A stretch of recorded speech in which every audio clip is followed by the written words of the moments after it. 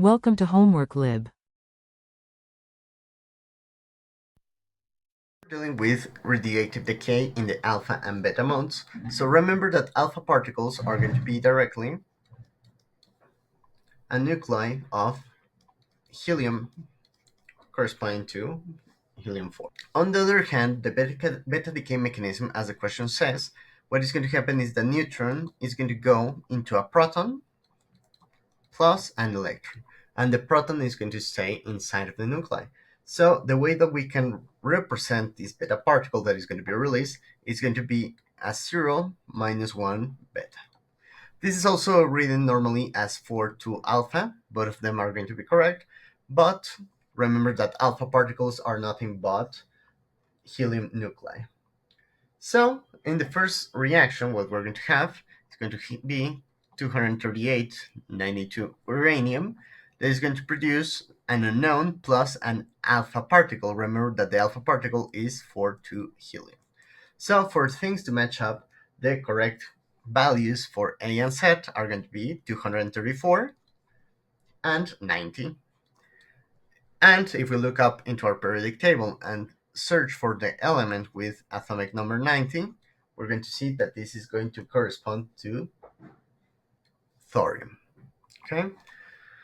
On the other hand, for carbon 14, after we have gone through decay, what we're going to see is that the value for the beta particle is going to have a -1 over here. What this means is that we need to compensate the value for Z for a 7, and that the mass is going to stay the same. It's going to be 14. So the element with atomic number 7 corresponds to nitrogen, and this is going to be the equation for beta decay. So with this out of the way, we can go ahead and find a general equation for alpha and beta decays. So for alpha decay,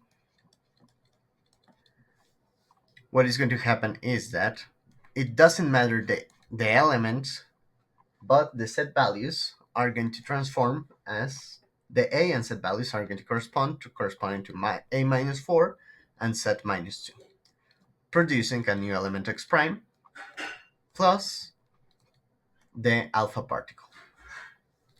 In the case for beta decay,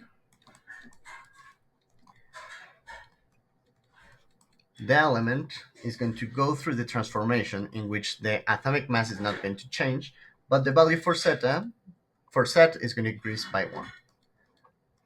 And this is going to produce a beta particle, which is directly an electron coming from the transformation.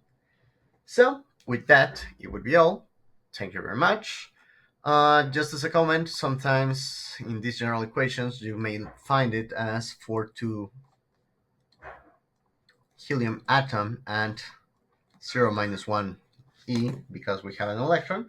Both of them are going to be valid, so it depends on the notation that your professor is employing. Okay? But the answer for this specific question corresponds to this. So with that, it would be all. Thank you very much and have a good one.